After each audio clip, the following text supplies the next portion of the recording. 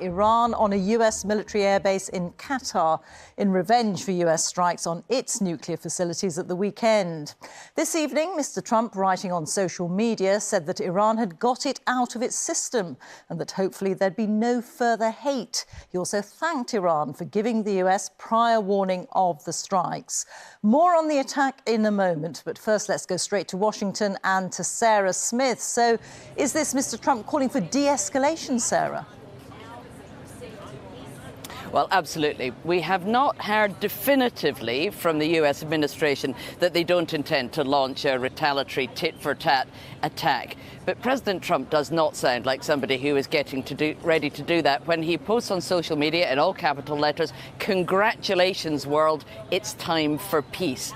Now, they knew here inside the White House that there was inevitably going to be a retaliatory attack from Iran. What they didn't know was how aggressive or how destructive it was going to be. And in fact, what we saw was an Iranian action that was pretty much deliberately designed to do as little damage as possible. I mean, what's happened today must be one of the most careful and, frankly, polite military exchanges in recent history. You had Iran warning the United States in advance of what they were going to do. And then in a post on social media, Donald Trump has even been thanking them. He said, "I would like to thank Iran for giving us early notice, which made it possible for no lives to be lost and nobody to be injured.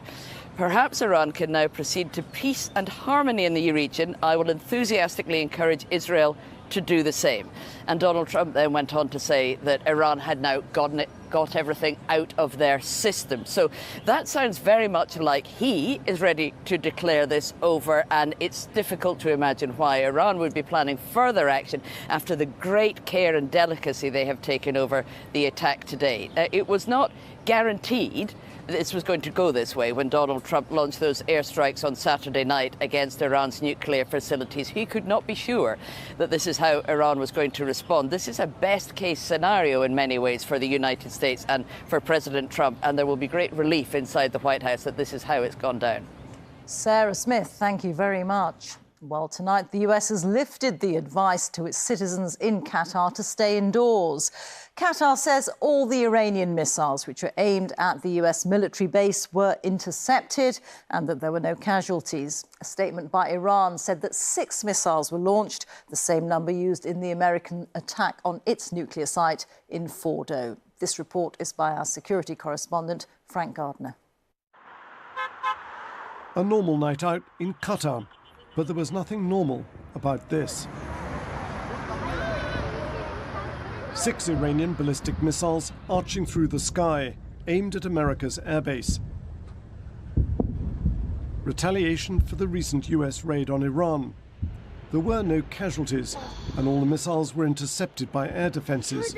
For expats like this British teacher in Doha, it was still a shock. And I can only describe it as it was mesmerizing and terrifying all in one. And what we saw were these really bright lights that were suspended in the sky. And then all of a sudden they would shoot towards something and there'd be an explosion. Iran released these pictures of what it says was the missiles being launched, calling it Operation Heralds of Conquest. Crucially, it gave Qatar advance notice, time for its residents to take cover. This was a dramatic yet carefully calibrated attack. The US has around 17 air bases dotted all over the Middle East, as well as naval facilities and land bases in Iraq. Qatar hosts the most important airbase of all at Al Udeid, on the edge of the Qatari capital Doha. But it's close to Iran. As these satellite images show, in early June, it was hosting aircraft. 2 weeks later, they'd been evacuated. Al Udeid is normally buzzing with warplanes. It's the forward headquarters for US Central Command in the Middle East, home to 10,000 troops, and from where all US and allied air operations are directed in the region. A defiant statement from Iran tonight, calling its actions firm and decisive response to US aggression. But there are signs it may not be looking to take this further. There is still the latent threat to the Strait of Hormuz. Iran's parliament voted to block it, which would choke off up to 20% of the world's oil supplies. But that would harm Iran too, and China. So for now, it's just possible that tensions may be about to ease. Frank Gardner, BBC News.